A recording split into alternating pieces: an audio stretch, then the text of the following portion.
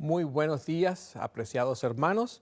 Estamos aquí nuevamente con ustedes en este simposio tan maravilloso sobre la teología de la última generación.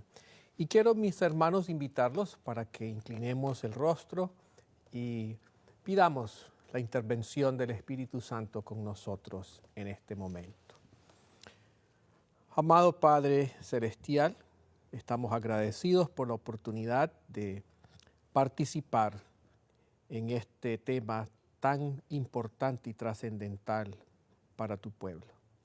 Queremos, al abrir tu palabra, contar con la presencia de tu Santo Espíritu y que Él pueda llevar estas verdades a lo más profundo de nuestros corazones y que esto pueda ser vital en nuestro caminar contigo.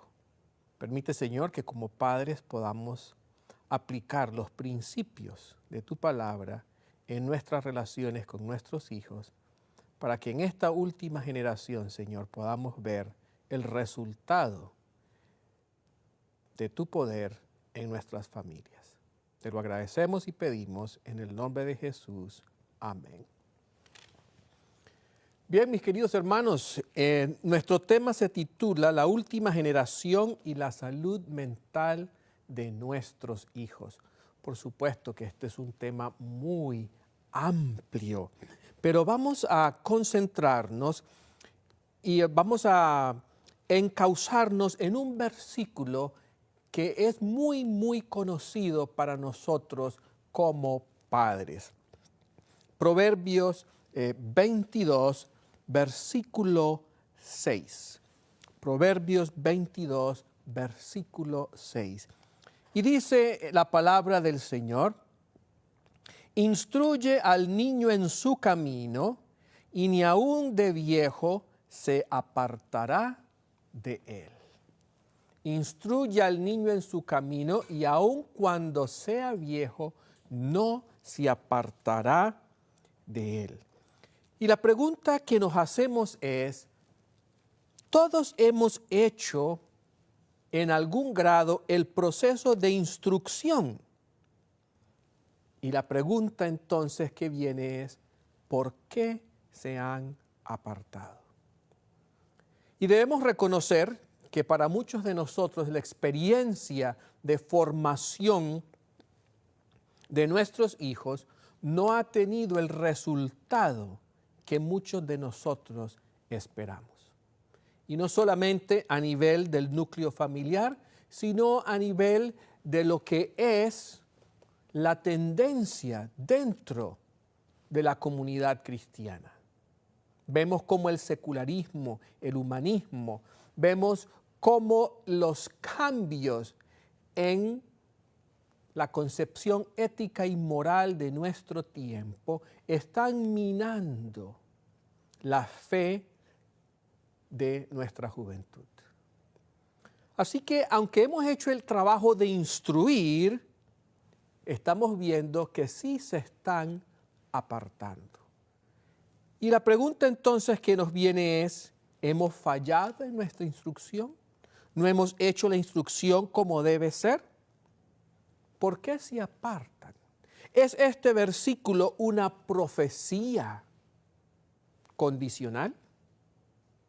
¿O una profecía que se tiene que cumplir porque se tiene que cumplir? En la Biblia encontramos diferentes tipos de profecías. Cuando hablamos de Jonás, Jonás trajo un mensaje profético a la ciudad de Nínive, pero esta era una profecía condicional.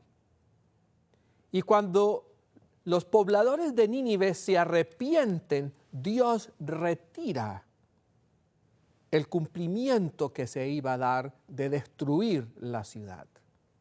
Por supuesto, conocemos la historia y cómo esto inquietó y molestó a Jonás. Pero hay otras profecías en la Biblia que no son condicionales. Van a pasar porque tienen que pasar. La segunda venida de Cristo es una de ellas. Y aunque nosotros como última generación tenemos un papel que jugar, y eso lo sabemos, la segunda venida de Cristo va a ocurrir. Cuando Dios así lo determine, va a ocurrir. Y nosotros podemos pensar entonces que este hermoso versículo, instruye al niño en su camino y aun cuando sea viejo no se apartará de él, es una profecía que se va a cumplir sí o sí. Ahora, ¿qué papel tenemos nosotros como padres para asegurarnos una buena salud mental de nuestros hijos bajo la teología de la última generación, que de alguna manera puede colocar sobre nosotros como padres la presión de ver a nuestros hijos desarrollando un carácter perfecto, viviendo una vida en completa armonía con los principios que el Señor ha revelado? ¿Cómo podemos nosotros transmitir este mensaje a ellos sin sacrificar su salud mental? Y vamos a analizar un poco lo que significa este versículo, analizando lo que Salomón tenía en mente cuando lo escribió. Bien, la palabra instruir viene del hebreo chanak y significa dedicar, iniciar, encauzar, disciplinar. Dedicar, iniciar, encauzar, disciplinar. Bueno, cada uno de nosotros se puede identificar con algunas de estas definiciones. A mí me llama mucho la atención cuando habla de encauzar. ¿Qué significa cuando encauzamos? Viene a mi mente como señalar un camino y ayudar a la persona a prepararla para poder llegar al destino hacia donde ese camino lo va a dirigir. Encauzar, darle las herramientas para que pueda entonces no apartarse de ese camino. Según el diccionario Oxford, instruir significa, ya en español, proporcionar conocimientos, habilidades, ideas o experiencias, formar.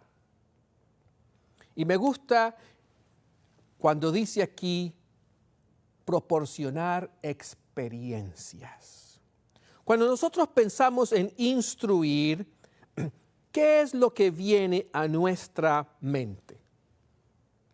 Cuando leemos este versículo como padres que estamos aquí participando de la última generación, como padres de última generación, y escuchamos la palabra instruir, ¿qué viene a nuestra mente? Un tablero, ¿verdad? O una presentación en PowerPoint donde le explicamos al niño lo que necesita hacer para alcanzar la salvación. ¿Cómo interpretas tú instruir? El catecismo, enseñarle los estudios bíblicos, darles la fe de Jesús, que nuestros hijos conozcan los fundamentos teológicos, teóricos, doctrinales de nuestra fe. Todo eso hace parte de la instrucción. Pero una instrucción que vaya más allá de sencillamente lo académico, tiene que tocar las experiencias. Y cómo nosotros le damos la experiencia espiritual a nuestros hijos es parte de lo que vamos a estar enfocando en nuestro tema hoy. Los padres de la última generación. Es muy interesante. Cuando uno habla con las familias jóvenes hoy en día, dentro de los círculos adventistas, un buen porcentaje, cuando se les pregunta a estas parejas recién casadas si piensan tener hijos, un buen porcentaje responde que no estamos viviendo en tiempos para tener hijos. Y es interesante que la tendencia a nivel de nuestra sociedad es hacia la disolución del matrimonio tal como está descrito en la palabra de Dios, y lo vemos cada día, ¿verdad?, con la ideología de género, con la manera como se está moviendo a la sociedad hacia una vida egocéntrica, que solamente piensa en la autorrealización y no toma en cuenta el propósito por el cual Dios instituyó la familia. Si hay alguien, si hay un grupo que está preparado para instruir al niño, para poder traer niños a este mundo, debería ser la última generación. Porque tenemos nosotros la luz, el conocimiento que no lo tiene ningún otro grupo religioso para poder educarlos en el temor de Dios. Pero lamentablemente, nuestra propia escatología nos ha llevado a pensar que sería irresponsable de nuestra parte tener hijos en este tiempo. Y es interesante porque nos dice la sierva de Dios que una familia bien ordenada es el testimonio más poderoso a favor del cristianismo. Y los cristianos no queremos tener hijos. Así que, ¿cómo vamos a dar ese testimonio poderoso si no estamos cumpliendo con el mandato de una familia bien ordenada? No sé si ustedes me pueden entender esta aparente contradicción, ¿verdad? Porque definitivamente no es fácil educar a los hijos en este tiempo. Pero les pregunto, ¿en algún momento de la historia fue fácil formar a los hijos en el temor de Dios? ¿En algún momento de la historia fue fácil? Así que vamos al jardín del Edén, donde podríamos pensar que estaban las situaciones, las condiciones perfectas para la formación de los hijos.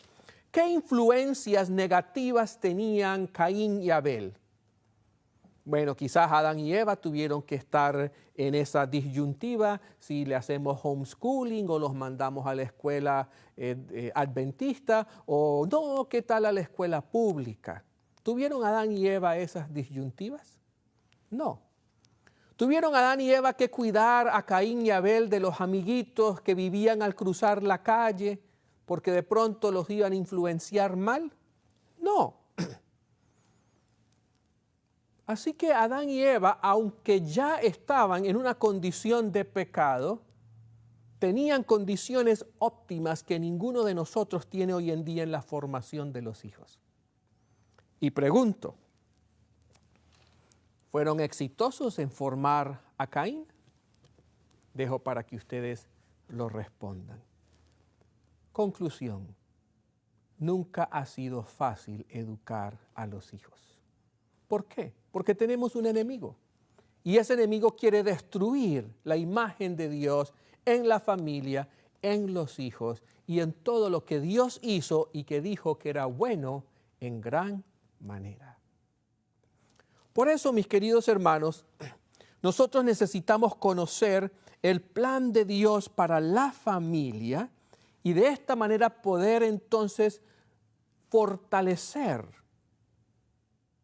lo que Dios se propone hacer en estos últimos tiempos. Jesús dijo que el tiempo del fin, la situación moral y social sería como en los días de ¿quién? De Noé. Así que la misma dinámica de la palabra de Dios nos enseña que nunca ha sido fácil formar a los hijos, pero nunca ha sido imposible tampoco formarlos en el temor de Dios. Es un desafío. ¿Y por qué muchas personas prefieren no tener hijos? Porque hay que trabajar. Formar a un niño en el camino del Señor exige trabajo, dedicación y sobre todo exige que mi vida esté en armonía con los principios para yo poder transmitirlos. Por eso es más fácil instruir a un perrito en su camino. Es más fácil instruir a un gatito en su camino que asumir la responsabilidad de instruir a un niño en su camino. Por supuesto, no todas las parejas van a tener hijos, en eso estamos claros, pero a veces pareciera que hubiese una teología dentro de nuestra manera de pensar que nos lleva a decir que tener hijos es pecado en este tiempo. No es pecado, pero es un desafío. Siempre ha sido un desafío.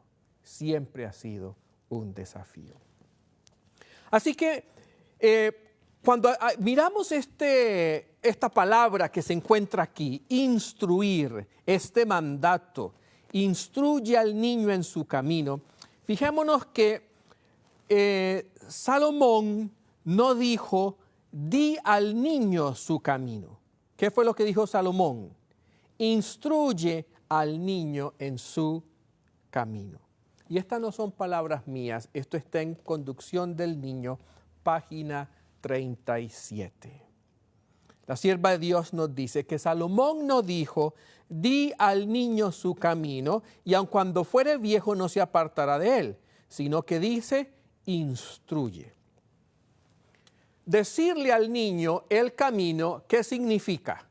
Bueno, soy un catedrático, soy un maestro, le doy una serie de instrucciones. No hagas esto, no hagas lo otro, esto sí lo puedes hacer. Pero instruir al niño, como estábamos viendo anteriormente, significa proporcionar conocimientos, habilidades, ideas u experiencias. ¿Cómo forma un niño su concepto de Dios? Y se han hecho estudios en la psicología sobre cómo un niño desarrolla su fe. Y esto nos ayuda muchísimo. Tenemos, por ejemplo, las etapas de fe del teólogo y psicólogo James Fowler, donde él demuestra, según un estudio que él hizo, cómo la fe se desarrolla en diferentes etapas a través del desarrollo de la vida del niño, del joven y después del adulto. Y una de las cosas que están muy claras es que el concepto que un niño desarrolla de Dios es el concepto que sus padres le transmiten a través de lo que ellos son. Mi concepto de Dios hoy en día depende muchísimo de las experiencias que mis padres me dieron a mí en mis años formativos. Y esto afecta de manera muy directa mi concepto sobre la victoria del pecado, mi concepto sobre de qué manera me veo delante de Dios y afecta profundamente cómo entiendo el mensaje de la justificación por la fe. Porque si yo crecí en un ambiente donde nunca fui suficientemente bueno, y mis queridos hermanos, quiero decirles que en mi trato con los jóvenes, una de las cosas que más puedo percibir en ellos es que no están seguros de la aceptación y del amor de Dios. Siempre están pensando que tienen que hacer algo más para recibir el favor de Dios. ¿Y dónde lo aprendieron? Lo más seguro es que lo aprendieron en las experiencias en casa. Es lo más seguro. Como padres difícilmente estamos satisfechos. Muchos de nosotros trasladamos a nuestros hijos nuestras frustraciones espirituales. Y lo que yo no logré en mi vida espiritual, lo quiero lograr en ellos. Hace poco conversaba con un amigo muy querido y él me decía, yo quise ser teólogo, pero no lo pude. Así que quiero que uno de mis hijos sea teólogo. Lamentablemente ninguno de mis hijos quiso ser teólogo. Después me dijo, yo quise aprender un instrumento. Mi hijo aprendió un instrumento. O sea que como padres muchas veces queremos ver nuestras realizaciones frustradas hechas realidad, ¿dónde? En nuestros hijos. Y eso es parte de la dinámica de lo que significa ser un ser humano. Queremos que nuestros hijos hagan las cosas mejores que nosotros. Pero muchas veces esto se puede convertir en un elemento de derivarles a ellos nuestra frustración espiritual y esperar que ellos sean lo que nosotros, en primer lugar, no fuimos y en segundo lugar, no pudimos enseñarles. Entonces esto los lleva a ellos a una experiencia de frustración espiritual porque como padres nunca estamos satisfechos con el crecimiento espiritual de ellos. Y esto no significa que debemos caer en una complacencia, en una resignación y dejar de animar, dejar de redarguir para que ellos crezcan. No, pero esto se refiere a nuestra actitud frente al desarrollo de la espiritualidad en la vida de nuestros hijos. Podemos tener con ellos la misma actitud de amor, de perdón que Dios tiene hacia nosotros, o en nuestra actitud seremos inflexibles hacia ellos. Para muchos de nosotros no es suficiente que el niño disfrute del culto, sino que queremos que nos repita todo el sermón que tuvo el pastor después del culto. Y así sucesivamente. No es suficiente que participe en el culto, sino que queremos que también cante con ánimo. Y así sucesivamente en muchas otras áreas.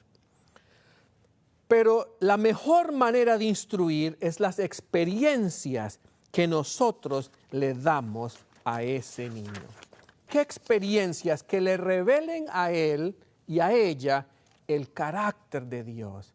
Y así como el niño se va a enamorar de nuestro trato hacia él, ese niño, esa niña se va a enamorar de ese Dios en la medida que lo conoce a través de quién es papá y quién es mamá. Este versículo, Proverbios 22:6, tiene varias partes. Número 1, comienza con instruye en su camino. Y en segundo lugar nos habla de no se apartará de él. Ahora, la parte que más nos llama la atención es la última, no se apartará. Porque cuando un joven no se aparta, ¿qué trae sobre sus padres y su familia? Trae honra. Para nosotros es una honra cuando nos preguntan por nuestros hijos y podemos dar testimonio de que están en los caminos del Señor y de que están haciendo las cosas bien. Pero muchas veces para nosotros la reputación se vuelve más importante que la esencia de su experiencia. Y aunque es importante que no se aparte, lo más importante es que ese niño reciba de nosotros la esencia del verdadero carácter de Dios. Así que tenemos que instruir, ¿dónde? En su camino, encauzar. ¿Cuál va a ser el resultado? No se va a apartar. Y entonces viene la pregunta, ¿cuál es nuestra motivación al instruir? ¿Cuál es nuestra motivación? Es una pregunta que cada uno de nosotros se debe hacer. Nuestra motivación debe ser porque queremos glorificar el nombre de Dios en esa tarea que Él nos dio, en esa responsabilidad que Él nos dio, de poder transmitir su amor y su carácter en ellos. Dios no tenía necesidad de crear a Adán y a Eva. ¿Por qué creó Dios a Adán y a Eva? Su motivación fue el amor. El amor de Dios es tan amplio, tan rebosante, que Él siempre necesita encontrar a alguien más en quien derramar ese amor. Y por eso Dios crea este mundo. Por eso Dios nos trae la existencia, para que podamos ser vasijas que recibamos la plenitud de su amor. Lo mismo es en nosotros. En la medida que Dios nos llena de su amor, de su pureza, de su perfección, ¿qué queremos nosotros? Transmitir eso. No queremos disfrutar solos de esa experiencia. Es como la experiencia de los leprosos en el sitio de Samaria, que cuando vieron tanta bendición y abundancia, ¿qué quisieron hacer? No podemos disfrutar de esto solos, tenemos que compartirlo. Y así es, un cristiano que crece, un cristiano que cada día está más cerca del Señor, necesita compartir ese mensaje en la familia, en su hogar, fuera de su hogar. Porque lo que motiva su vida es un amor abnegado, no lo motiva la autopreservación. Compartir lo que Dios le ha dado. Y cuando eso motiva nuestra relación con nuestros hijos, entonces ya no vamos a buscar una realización egoísta en ellos de lo que nosotros no hemos podido lograr, sino que vamos a buscar en ellos que Dios pueda realizar su propósito, el propósito que Él tiene para esta última generación. ¿Cómo instruimos al niño? Bueno, al niño lo instruimos a través del culto familiar. Es una maravillosa herramienta para instruir. Las historias de la Biblia. Allí le enseñamos valores. Ahí él aprende a conocer cómo Dios interactúa con la humanidad. Ahí aprende sobre el pecado, sus consecuencias. También instruimos al niño a través de la oración. Cuando vamos a la iglesia, todo eso es instrucción. Instruimos al niño cuando le enseñamos nuestras doctrinas. Pero también instruimos al niño, como lo dijimos anteriormente, a través de las experiencias. Y en la experiencia lo que prima es el trato. El trato que padre y madre, que papá y mamá tienen con ese niño y esa niña, es lo que va a formar la espiritualidad de esos hijos. Es el trato. Cuando nosotros revisamos nuestra experiencia espiritual, nos damos cuenta que en nuestra formación hubo momentos claves donde el trato que recibimos de padres, maestros, pastores, de nuestra comunidad de fe, fueron importantísimos en las buenas y malas decisiones que nosotros tomamos. Y muchos jóvenes han dilatado entregar su vida al Señor por esas experiencias negativas, muchas de ellas innecesarias, que los adultos transmitimos a ellos. Por eso instruir no solamente es enseñar, instruir es proveer experiencias positivas para que el niño, para que la niña hagan propias esas experiencias y entonces amen a Dios porque han aprendido a percibirlo a través de sus padres como ese ser creador, amante, que quiere lo mejor para ellos. Las experiencias son fundamentales en el desarrollo de la fe. Dice Conducción del Niño, página 31. Padres y madres, tenéis una obra solemne que realizar. Nosotros cuando escuchamos esta palabra solemne, siempre pensamos en ceremonia, siempre pensamos en tristeza, siempre pensamos en seriedad. Pero yo quisiera que a la palabra solemne le demos la definición de importante. Cuando dice tenemos una obra solemne, es una obra importante, es una obra que requiere que pongamos todo de nuestra parte. La salvación eterna de vuestros hijos depende de vuestra ¿qué? Conducta. ¿De qué depende la salvación eterna de nuestros hijos? De nuestra conducta. No es tanto de lo que les decimos, no es tanto de lo que los enseñamos. ¿De qué depende su salvación eterna? De mi conducta.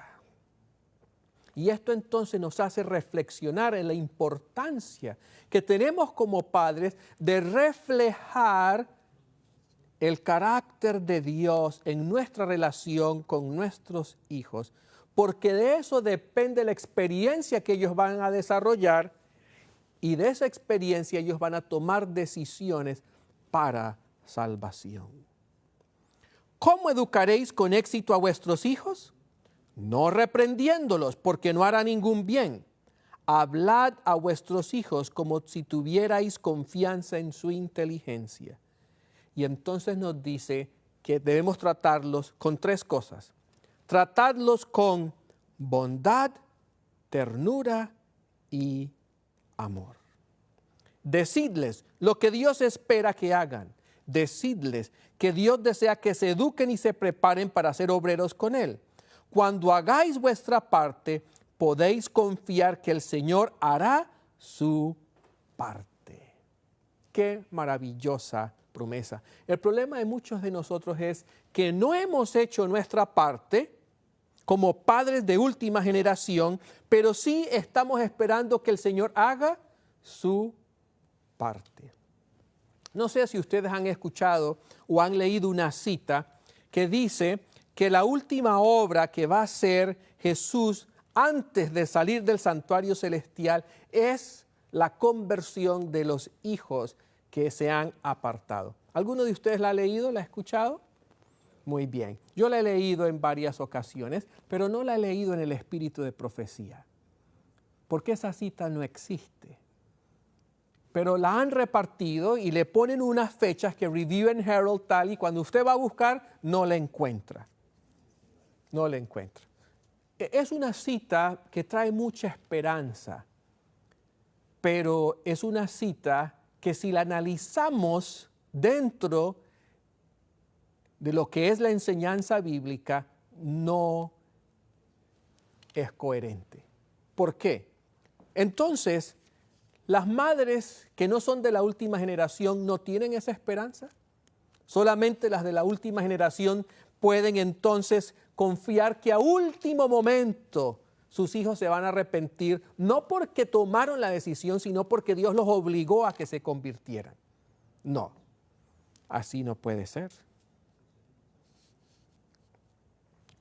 Cuando hagáis vuestra parte, podéis confiar que el Señor hará su parte.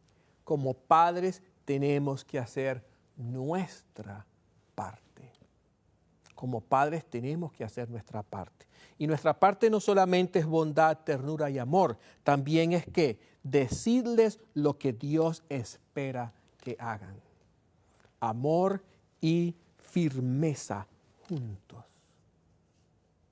Y eso nos va a permitir poder instruirlos a través de la experiencia, sin obviar todo lo demás que es tan importante. Pero yo quiero en este estudio centrarnos en un solo aspecto. Hay muchos aspectos, hay muchos. Pero quiero centrarme en un solo aspecto que nos va a ayudar muchísimo como padres. No importa en qué etapa estemos, si tus hijos están pequeños, si ya están adolescentes o si ya son adultos. Aplica. Muchos de nuestros hijos adultos que han rechazado nuestros valores, han rechazado nuestra fe, lo han hecho porque nunca recibieron de parte de nosotros las experiencias que necesitaban recibir. Y creo que el ejemplo más hermoso, y en esto quiero hacer énfasis con ustedes hoy, es cómo Dios trató a su Hijo.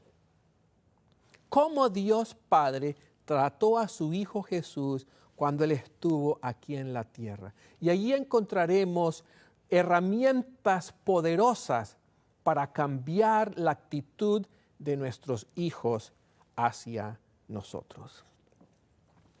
Según Abraham Maslow, psicólogo norteamericano, él desarrolló la pirámide de necesidades. Y según él, en la base de esa pirámide están las necesidades fisiológicas o básicas, después están las necesidades de seguridad, después las necesidades sociales, en el cuarto nivel las necesidades de autoestima y en el quinto lugar las necesidades de autorrealización. La pirámide de Maslow ha tenido mucha aceptación en el mundo académico porque apela muchísimo de una manera muy intuitiva a lo que el hombre desea y quiere. Según Maslow, para poder alcanzar la autorrealización, la plenitud, la felicidad, tenemos que tener todas estas necesidades suplidas. Ahora, cuando lo analizamos a la luz del Evangelio, nos damos cuenta que la felicidad del hombre no depende de que sus necesidades estén satisfechas. ¿Depende de qué? De su conexión con Cristo, de su relación con ese Dios que trasciende por encima de lo físico, de lo social, de la autoestima. Y vemos que el apóstol Pablo, en un cepo, habiendo sido flagelado, ¿qué hizo? Con gozo disfrutó de ¿qué? De los sufrimientos de Cristo.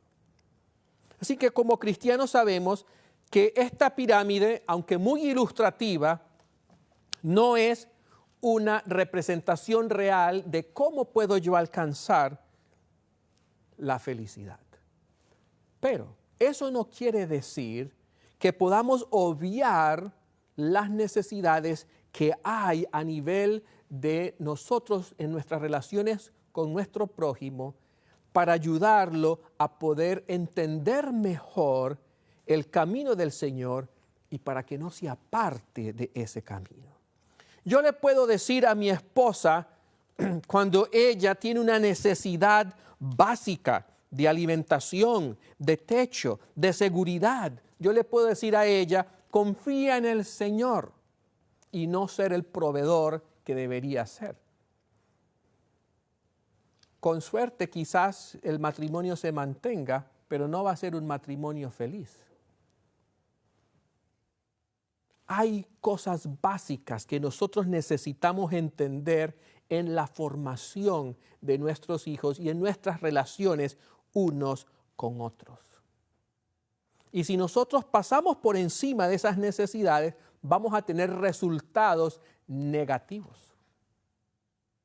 Si yo no le doy el trato a mis hijos que ellos necesitan, ¿cómo puedo esperar que ellos tengan un concepto positivo de quién es Dios? Entonces yo les digo a ellos, es que no me miren a mí, tienen que mirar a Jesús. Pero si yo no entiendo que en la formación espiritual de un niño, cuando el niño me mira a mí, está viendo a Jesús. Yo no puedo pedirle al niño que mire a un Jesús que él no ha visto, cuando yo soy el que tengo que representar a Jesús para él.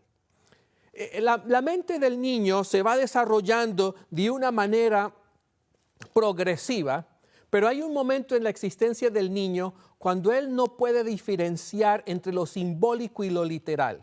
No sé si a ustedes les ha pasado. Yo recuerdo mucho a mi sobrina que mi mamá le estaba leyendo una historia bíblica y creo que era la historia del horno de fuego. Y entonces estaba el libro, Las Bellas Historias de la Biblia, y estaba allí y mostraba el horno de fuego y se veían, ¿verdad?, los tres jóvenes, los tres amigos de Daniel dentro del horno de fuego. Y entonces mi mamá llega y le señala el horno de fuego y pone su dedo sobre el horno del fuego. Y entonces mi sobrinita le dijo, no, abuela, se quema, se quema. Porque en esa etapa el niño no hace diferencia entre lo literal y lo simbólico. Para ellos todo es una realidad. Y cuando mamá y papá le hablan de Jesús, ella dice, papá y mamá son Jesús. Y si papá y mamá le dieron experiencias que contradicen lo que la Biblia dice sobre quién es Jesús, entonces cuando ese niño se confronte con la religión de manera personal, esas experiencias lo van a hacer rechazar ese Jesús. Por supuesto, como adultos podemos hacer un proceso de conocer al verdadero Dios a través de su palabra y llegar a conocer a Jesús a pesar de, pero entonces es mucho más difícil y ellos van a tener que pasar por un proceso, ¿verdad?, de quizás alejamiento para poder volver y regresar. Y el Señor no quiere que esa sea nuestra experiencia. ¿Cómo trató el Padre al Hijo? ¿Cómo trató el Padre al Hijo? Y aquí vamos a encontrar respuestas muy importantes para nosotros poder transmitir a los hijos de la última generación la seguridad que Dios tiene para ellos. Saben, para mí es muy interesante escuchar, ¿verdad?, a los otros oradores y en lo que ellos han compartido desde un punto de vista teológico, doctrinal. Y es interesante cuando analizamos la teología calvinista. ¿Por qué la teología calvinista? ¿De dónde viene? ¿Por qué Calvino desarrolla la doctrina de la predestinación? ¿Por qué la desarrolla? Cuando nosotros vemos el trasfondo católico, ¿qué seguridad tenía un católico de la salvación? Es más, ni siquiera después de muerto estaba seguro si iba a ir al cielo, si iba a ir al infierno o si estaba en el purgatorio o de pronto quedó en el limbo. Había que orar por los muertos, había que ofrecer misas por los muertos. ¿Qué seguridad de salvación tenía un católico? Era prácticamente inexistente. Todo eran sus obras, lo que él hacía, sus penitencias, y aún así nunca sentía que había satisfecho a ese Dios que siempre exigía más y más y más. En respuesta a esto, entonces vemos que los reformadores reciben gran luz, pero no toda la luz, y desarrollan doctrinas para compensar estas doctrinas erróneas. Y entonces se van al otro lado del péndulo. Una vez salvo, siempre salvo. El que va a ser salvo, Dios lo tiene para salvación desde un principio. No hay nada. La soberanía de Dios está por encima de todas las cosas. Y nosotros en nuestra propia manera de creer podemos afectar el desarrollo de nuestros hijos cuando no les transmitimos a ellos la realidad de cómo es la dinámica de la salvación en ese mensaje tan hermoso que Dios nos ha dado. Y esa dinámica, en primer lugar, la tenemos que transmitir es a través de las experiencias que nosotros les damos a ellos. Hace poco conversaba con un joven y él está apartado de los caminos del Señor. Creció, fue instruido en el camino y se apartó. Y él me decía lo siguiente, él me decía, ¿Dios todo lo sabe? Pregunta que muchas personas hacen. Y entonces, antes de responderle, yo quise saber por qué me preguntaba si Dios todo lo sabe. Y conversando con él, me dijo, es que Dios sabe quién se va a perder y quién se va a salvar. O sea, en otras palabras, ¿para qué yo busco a Dios si Dios sabe que yo me voy a perder? Eso era lo que él me quería decir. ¿Y cómo explicarle que Dios tiene conocimiento, pero eso no predetermina mis decisiones? Que Dios ha hecho amplia y suficiente provisión para que todos puedan llegar a la salvación. Y eso fue lo que yo le dije. Para ti lo importante no es saber lo que Dios sabe. Para ti lo importante es saber que Dios ha hecho suficiente provisión para que tú puedas ser salvado. Eso es lo importante para nosotros. Y en el trabajo con nuestros hijos muchas veces quisiéramos ver el fin desde el principio. Señor, ¿será que se van a salvar? Y el Señor nos dice, esa no es la pregunta. La pregunta es, ¿estás tú transmitiéndole a ellos la imagen del verdadero Dios? De ahí es donde depende esa respuesta. La experiencia del Padre y del Hijo, fundamental para nosotros y para la salud mental de nuestros hijos en este tiempo de última generación. Vamos a Marcos capítulo 1, versículo 10. San Marcos capítulo 1, versículo 10. Y dice la palabra de Dios. Luego, cuando subía del agua, estamos hablando en el contexto del bautismo de Jesús. Luego, cuando subía del agua, vio abrirse los cielos y al Espíritu como paloma que descendía sobre él. Y vino una voz del cielo que decía, tú eres mi Hijo amado, en ti tengo complacencia. Y siempre hemos leído este versículo y lo hemos leído como parte de un cumplimiento profético, pero quiero que en este momento lo leamos como parte de lo que es el método de Dios para formar a un hijo. Fíjense en ustedes cómo Dios se expresa de su Hijo. Dice, tú eres ¿quién? Mi Hijo. Pero no solamente le da el sentido de pertenencia, tú eres mi Hijo, sino que le dice la calidad de esa relación. ¿Eres mi Hijo cómo? Amado. Y después le dice, en ti tengo complacencia. Enseguida el Espíritu le impulsó al desierto.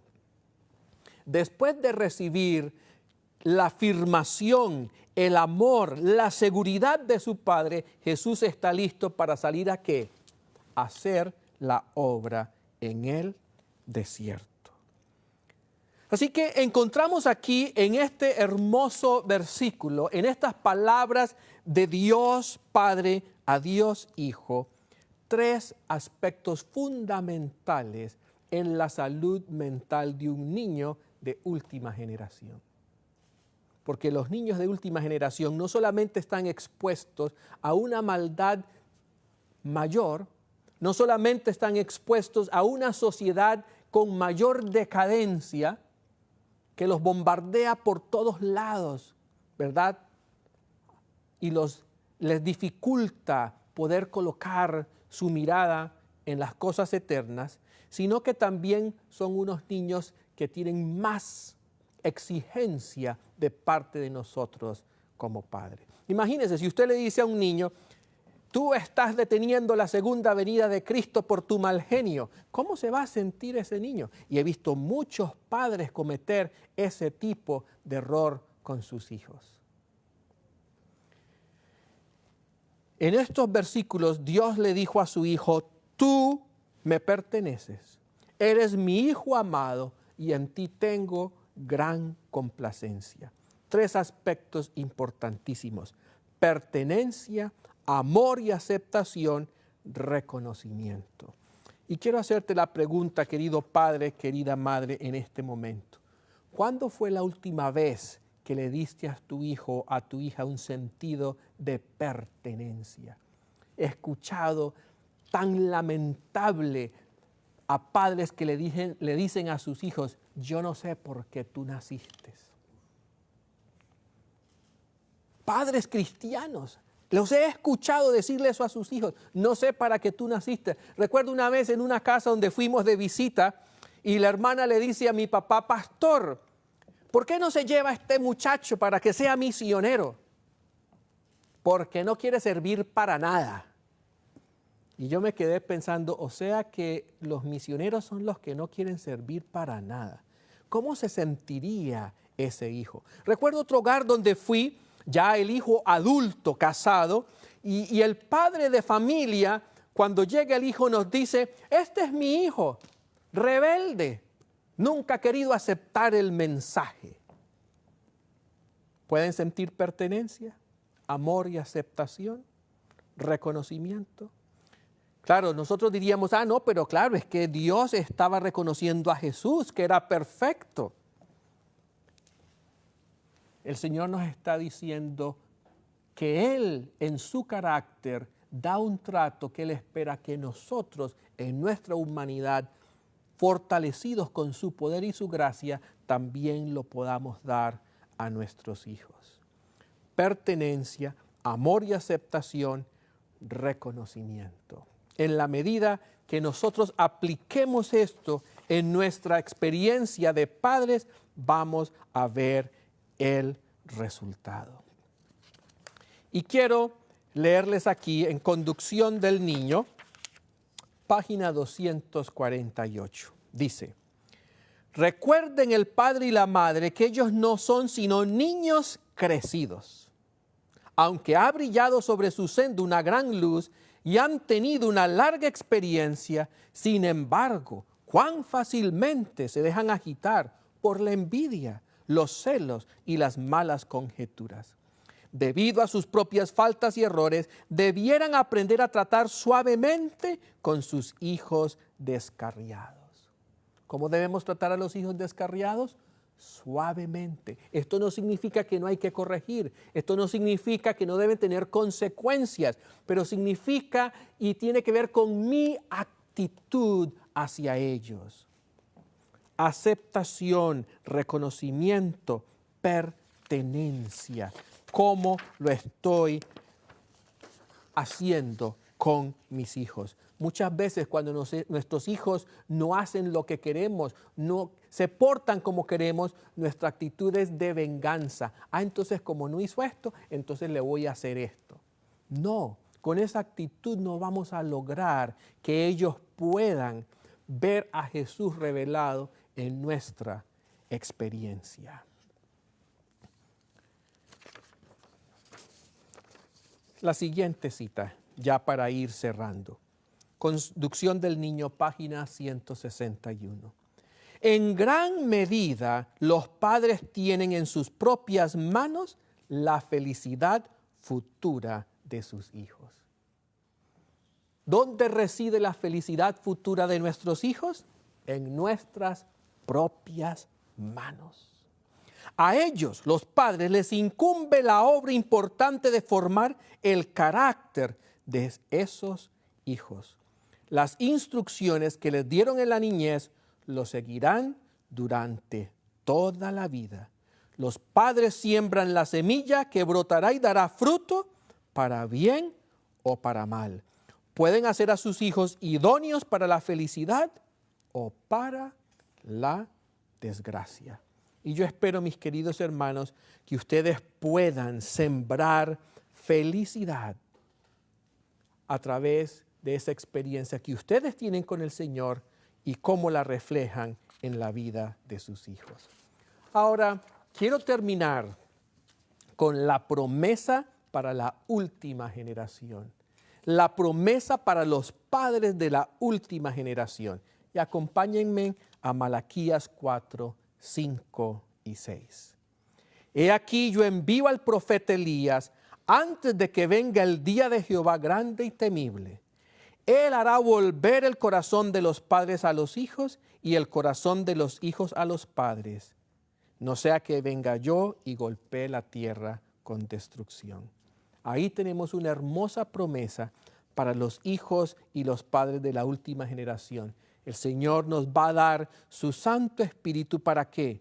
Para que el corazón de nuestros hijos vuelva a nosotros y el nuestro a ellos, y entonces podamos todos juntos esperar y apresurar la venida de nuestro Señor. Que el Señor les bendiga.